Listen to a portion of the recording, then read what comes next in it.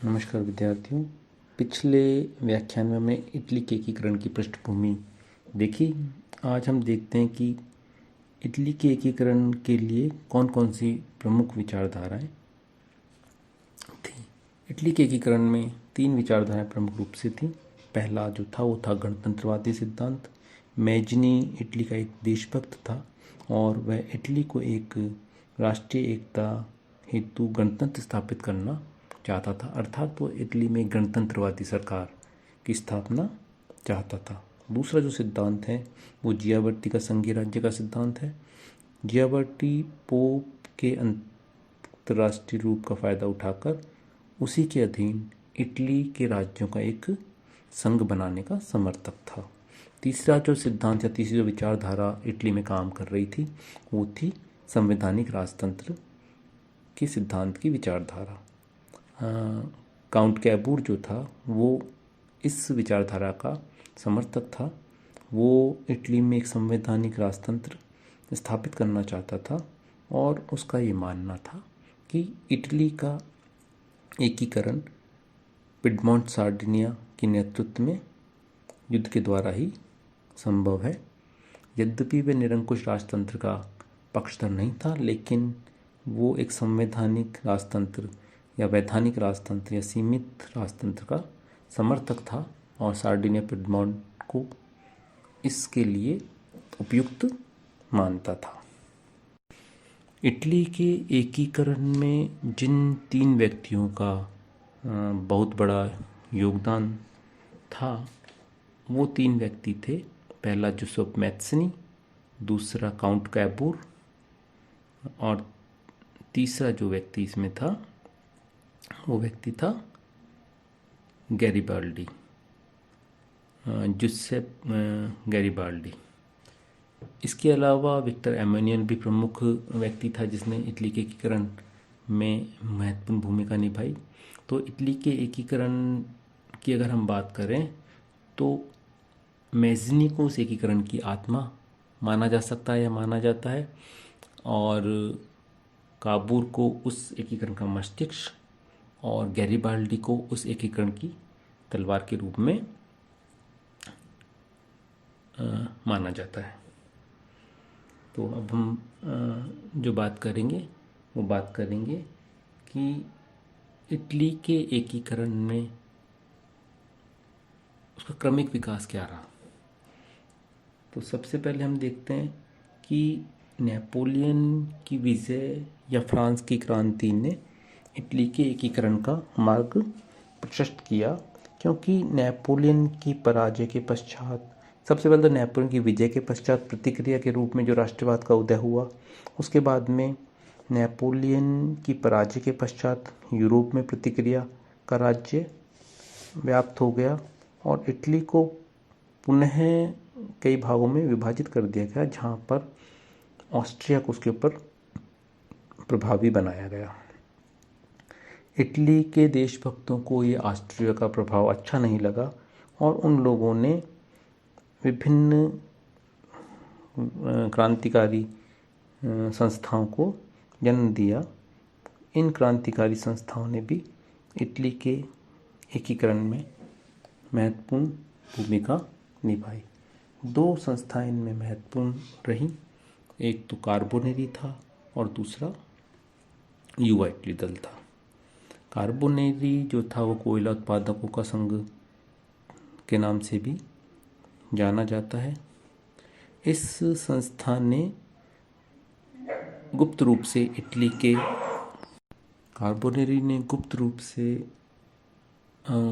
Italy में कार्य करना शुरू किया। इन लोगों ने या कार्बोनेरी के लोगों ने गुप्त रूप से कई विद्रोह और क्रांतिकारी उत्पाद के बारे में योजनाएं बनाई।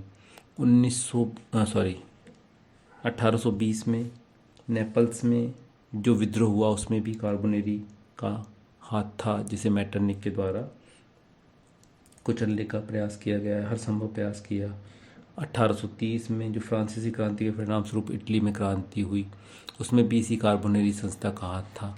कार्बोनेरी के लोगों का मानना था कि शायद लुई फिलिप जो था वो कार्बोनेरी के लोगों की सहायता करेगा या क्रांति की सहायता करेगा, लेकिन लुई फिलिप ने ऐसा नहीं किया और अंततः मेटरनिक ने एक बार फिर जो था विद्रोह को दबा दिया। लेकिन एकीकरण की या विद्रोह की या विदेशी ऑस्ट्रियाई शासन के विद्रोह की जो आग थी वो धीरे धीरे धीरे अभी भी इटली के निवासियों के बीच में सुलग रही थी।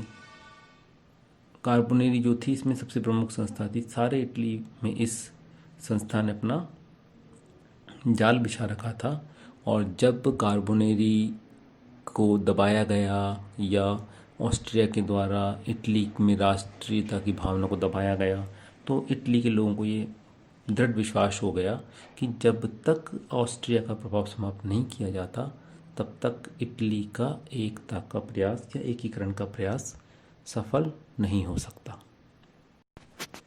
कार्बोनेरी के बाद में जो दूसरी संस्था इटली के एकीकरण में महत्वपूर्ण रही वो थी युवा इटली दल या यंग इटली दल।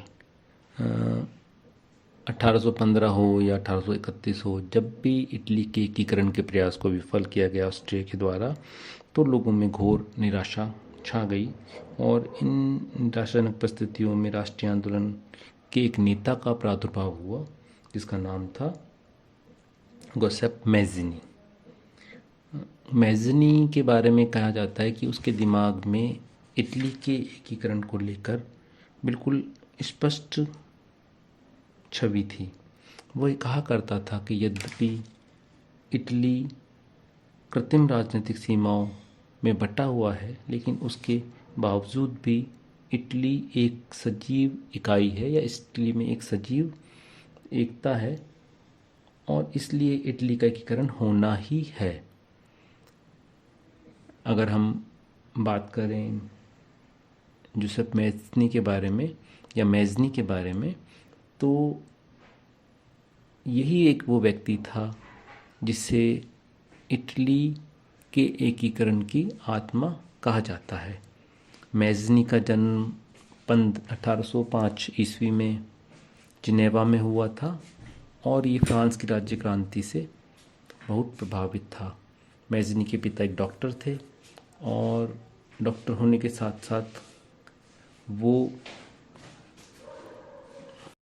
क्रांति संबंधी साहित्य का भी अध्ययन करते थे। यही कारण था कि अपने बचपने से ही मैज़नी क्रांतिकारी विचारों का पोषक हो गया।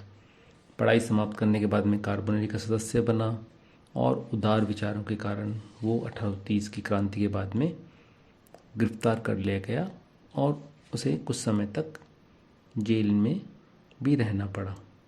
जेल से आने के बाद उसने यंग इटली या युवा इटली नामक एक संस्था का गठन किया जिससे देश में राजनीति जागृति लाई जा सके। इसके सदस्यों की संख्या लगातार बढ़ती जा रही थी और 1833 तक पहुँचते पहुँचते इसके सदस्यों की संख्या लगभग 60,000 हो गई। मैज़नी युवकों को या युवा शक्ति को बहुत महत्व देता था और वह कहा करता था कि यदि समाज में क्रांति लानी है तो विद्रोह का नेतृत्व युवकों के हाथ में दे दो, क्योंकि युवकों के हृदय में असीम शक्ति छिपी है और जनसाधारण पर उसकी आवाज़ का जादू की तरह असर होता है। इस प्रकार उसने यंग इटली या युवा इटली दल को इटली के राष्ट्रीयता की भावना फैलाने का या इटली में एकता की भावना फैलाने का एक यंत्र के रूप में या एक टूल के रूप में इस संस्था को उसने काम में लिया। मैज़नी ने लोगों की इटली की जनता को प्राचीन रोमन साम्राज्य के बारे में या उसकी प्रतिष्ठा के बारे में बताते हुए कहा कि हमारी प्रतिष्ठा और उन्नति अवरुद्ध हो चुकी है, हमारी शानदार परंपराएं रही हैं पर वर्तमान में हमारा कोई राष्ट्रीय अस्तित्व नहीं है। और इन सब चीज़ों के लिए उसने ऑस्ट्रिया को ही दोषी माना और ऑस्ट्रिया के खिलाफ ही उसने संगठित होकर सामना करने की आवश्यकता को प्रतिपादित किया। मैज़नी अपने विचारों से इटली की जनता को राष्ट्रीय एकीकरण के लिए प्रोत्साहित करता रहा और उनमें देश प्रेम तथा बलिदान की भावना कूट कूट कर भरता रहा। वह स्वयं गणतंत्र का समर्थक था और अन्य लोगों को भी स्वतंत्रता का पाठ पढ़ाता था। इस प्रकार मैज़नी इटली की स्वाधीनता के संघर्ष का अग्रदूत बना। युवा इटली का एकमात्र उद्देश्य इटली को ऑस्ट्रिया के प्रभाव से मुक्त कर उसका एकीकरण करना था।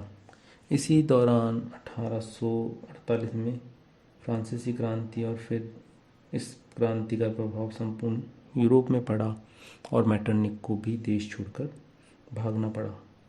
मैटरनिक के पलायन से इटली के निवासी बहुत खुश हुए और इटली में भी ऑस्ट्रिया के विरुद्ध विद्रोह हो गया। सार्डिनिया पिएडमोंट के राजा चार्ल्स अल्बर्ट ने ऑस्ट्रिया के विरुद्ध युद्ध की घोषणा कर दी और इटली के सारे देशभक्तों ने सार्डिनिया की तरफ से युद्ध में भाग लिया, लेकिन ऑस्ट्रिया की सेना ने इस विद्रोह को शीघ्र ही दबा दिया और चार्ल्स अल्बर्ट ने अपने पुत्र विक्टर एमैनुएल के पक्ष में गद्दी छोड़ दी। लेकिन चार्ल्स का जो युद्ध था वो व्यर्थ नहीं गया। पूरे इटली के लोगों को विश्वास हो गया कि बिना ऑस्ट्रिया को पराजित किए इटली का एकीकरण नहीं किया जा सकता और सारे इटली के राज्यों में केवल सार्डिनिया पिएडमोंट का राज्य ही है जो ऑस्ट्रिया का मुकाबला कर सकता है। ऑस्ट्रिया का मुकाबला करने के लिए सार्डिनिया सक्षम नहीं था, अतः यह भी महसूस किया गया कि जब तक विदेशी सहायता प्राप्त नहीं की जाती इटली का एकीकरण नहीं किया जा सकता। अब इटली में एक ऐसे व्यक्ति का पदार्पण हुआ या ऐसा व्यक्ति प्रभाव बढ़ाने लगा जिसने इटली के एकीकरण की भावनाओं को या एकीकरण की जो एक अमूर्त वो था उसको आकार देना शुरू किया और ये व्यक्ति था काउंट कैबूर। काउंट कैबूर जो था वो पेशे से तो एक इंजीनियर था, लेकिन वो एक बहुत ही कूटनीतिज्ञ, कुशल, व्यवहारिक राजनीतिज्ञ था। प्रारंभ में सेना में भर्ती होकर अपना करियर की शुरुआत करता है और धीरे धीरे वो पिएडमोंट की प्रथम संसद के चुनाव में खड़ा हुआ और विजय हुआ और इस प्रकार वो अपने स्तर को या अपने कद को बढ़ाता हुआ 1852 में इटली का प्रधानमंत्री बना। प्रधानमंत्री बनते ही उसने अपने राज्य की शक्ति को बढ़ाना प्रारंभ किया। पिएडमोंट का प्रधानमंत्री बना और प्रधानमंत्री बनते ही उसने अपनी शक्ति को या अपने प्रभाव को बढ़ाना भी शुरू किया। उसने महान राजनीतिक योग्यता का परिचय दिया। विक्टर एमैनुएल जो उस समय राजा थे उनका भी विश्वास उसे प्राप्त था और यही कारण था कि वो सार्डिनिया में मनचाहे सुधार कर पाया। उसने सबसे पहले सार्डिनिया में अपने कार्यों के द्वारा सुधार करने प्रारंभ किए और पिएडमोंट की उन्नति पर उसने विशेष ध्यान दिया। उसने राज्य की आर्थिक स्थिति को ठीक करने का प्रयास करने के लिए मुक्त व्यापार को प्रोत्साहन दिया। विदेशी राज्यों से उसने संधियां प्रारंभ की। वस्तुओं की कीमत में उस समय भारी कमी कर दी गई। व्यापारिक सामग्री के उत्पादन के लिए सार्डिनिया में अनेक कल कारखाने खोले गए, रेलवे लाइनें बिछाई गई, नहरों का विस्तार किया, बंजर और दलदली भूमि को सुधारने का काम किया, किसानों को सुख सुविधाओं के लिए अनेक समितियों का गठन किया और इस तरह कैबूर के प्रयासों से पिडमॉन्ट का राज्य एक आधुनिक राज्य की श्रेणी में आ गया। इसके बाद में उसने शिक्षा की उन्नति पर भी विशेष ध्यान दिया। कैबूर ने लगभग सभी वर्ग के लोगों का सहयोग प्राप्त किया। इसी का परिणाम ये हुआ कि गैरिबाल्डी, मैजनी जैसे नेताओं का भी उसे सहयोग प्राप्त हुआ। कैबूर एक व्यवहारिक व्यक्ति था। उसने अनुभव किया कि अपने लक्ष्य की प्राप्ति के लिए विदेशी सहायता आवश्यक है और इस उद्देश्य में वो सफल भी रहा। वह जानता था कि यदि इटली को एकीकृत होना है तो उसे ऑस्ट्रिया से युद्ध करना ही पड़ेगा। इटली के एकीकरण को समझने के लिए हम इसको 3 चरणों में पढ़ेंगे।